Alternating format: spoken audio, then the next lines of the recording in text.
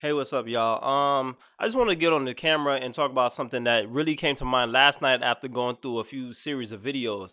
And man, this light in front of me is like really bright, so it's kind of a struggle to look at the camera. But I'm gonna look directly in the head and not in the light in front of me, just so that I don't get blinded throughout this video. So, what I wanted to say was I was looking through some videos last night, just of what New York City is looking like right now.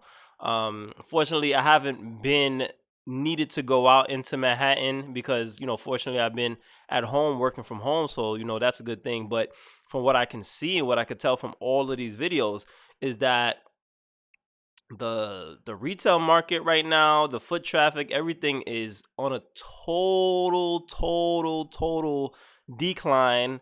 It seems like all the traffic, all the sales, all of the restaurants, the businesses, everything like that has just fallen right off a cliff. So, and what I've been doing while I was watching these videos is seeing, some of the reasons why it's like that right now. And I came to the conclusion based on a lot of the videos that I saw was that, there are people who do want to do business right now after everything eased up, even though there's still a bunch of restrictions. There's still a lot of people who want to do business right now, but the owners of these buildings are renting out their retail spaces for so much money. And it's like, we're in a global pandemic right now. We're in a global pandemic right now, and how do you expect businesses to keep up the amount of revenue they were getting before if there's not that many people available to buy things? Number one, because of so many restrictions, but number two, because there are a lot of people out of work right now and they're not going to be just freely spending all of their expendable money that they have. They're trying to save as much as possible right now. Some people are. So I was thinking, why would you rather leave the buildings vacant if you can have someone in there for some money?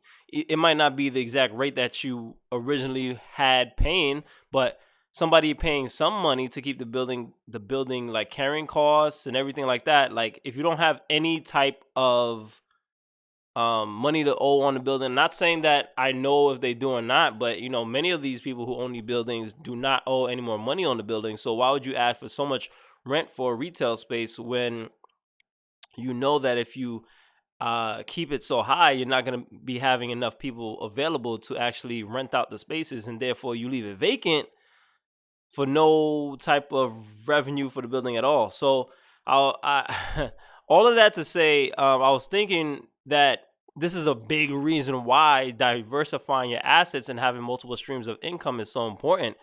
There's a possibility that some of these owners are keeping up those rent rates at the prices that they are because that's their only form of revenue. It's possible. I don't know, but it's definitely a possibility. And if they had like those people that I'm talking about, the ones who that's their only source of revenue, if they had other sources of revenue that was very consistent and a high amount coming in monthly, on a consistent basis, they wouldn't need to rent out those spaces so high.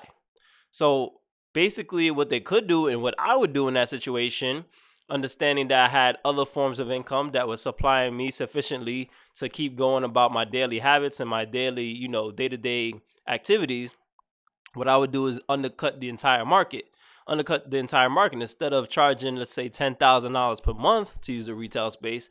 I do something like 5,000, 6,000 a month. Now, if if I do this, there might be some shady characters that come around and say, "Hey, what are you doing? You making the business bad for us." But that's a risk that you would have to be willing to take because that it's a global pandemic. I'd rather have people in there making money for the building, making money on my investment from for me.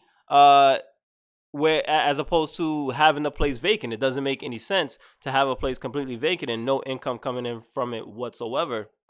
If I have other streams of income coming in, what what's the difference if I'm making $8,000 a month from the place than if I'm making $5,000 a month for the place? It's still profit, right? So I just wanted to put that out there because I thought that would be very interesting. because what it does is it also attracts a lot of people to the place because you have a space that's available for rent at a way much more reduced rate than the rest of the competitors in the area, which would incentivize them to have businesses in New York City, and actually have some type of transactions happen so that they're not completely out of business and have no type of revenue coming in for them and their families. Now, in the long run, I think that's great for New York City.